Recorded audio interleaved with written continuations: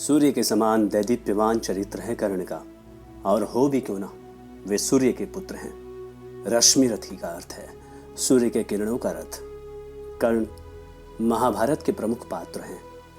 वे रामधारी सिंह दिनकर द्वारा रचित महाकाव्य के केंद्र बिंदु हैं। कर्ण कुंती के गर्भ से उत्पन्न पुत्र हैं। उनका जन्म तब हुआ जब कुंती अविवाहित थी। इस कारण कुंती ने उन्हें अपने जन्म के उपरांत एक मंजूषा में बंद करके नदी में बहा दिया। अधीरथ नाम के सुत को वह मंजूषा बहता हुआ प्राप्त हुआ। अधीरथ और उसकी पत्नी राधा ने उस नवजात को अपनी संतान मानकर पालन पोषण किया, इसलिए कर्ण का एक नाम राधेय भी है। कौरव पांडव महाराज कुरु के वंश की परंपरा से आते हैं, इसलिए दोनों को ही कुरुवंशी कहते हैं। कौरव पांडव का जन्म महाराज शांतनु से हुआ। महाराज शांतनु का विवाह गंगा जी से हुआ था। उनके एक संतान थी, देवव्रत।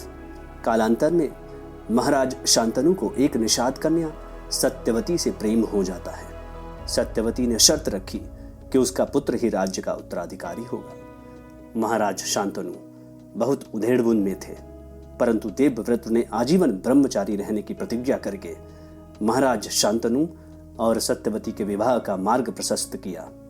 यही देवव्रत भीष्म कहलाए। महाराज शांतनु और सत्यवती से 2 पुत्र उत्पन्न हुए, चित्रांगद और विचित्रवीर्य।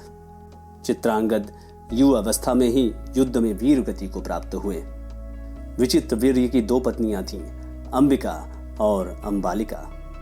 क्षय रोग के कारण विचित्रवीर्य की मृत्यु हो गई। वे निसंतान रहे। व्यास जी के माध्यम से नियोग पद्धति से विचित्रवीर्य की दोनों विधवा पत्नियों को 2 पुत्र उत्पन्न हुए। अंबिका से धृतराष्ट्र और अंबालिका से पांडु का जन्म हुआ। धृतराष्ट्र जन्म से अंधे थे। पांडु पीलिया के रोग से ग्रसित थे। इस माध्यम से एक दासी से तीसरा पुत्र उत्पन्न हुआ, विदुर। धृतराष्ट्र का विवाह गांधारी से हुआ। धृतराष्ट्र गांधारी से 100 पुत्र उत्पन्न हुए।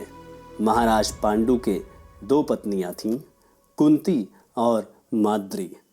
महाराज पांडु को ऋषि के श्राप के कारण स्त्री समागम से संतान नहीं हो सकती थी।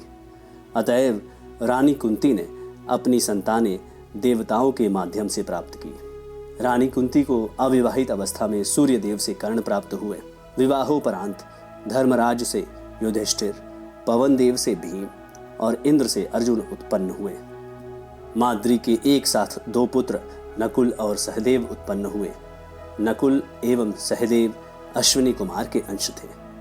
पांडु के मरणोपरांत रानी माद्री सती हो गई थी, अतः सभी पुत्रों की देखभाल की जिम्मेदारी रानी कुंती पर थी। यही 5 पुत्र पांडव कहलाए।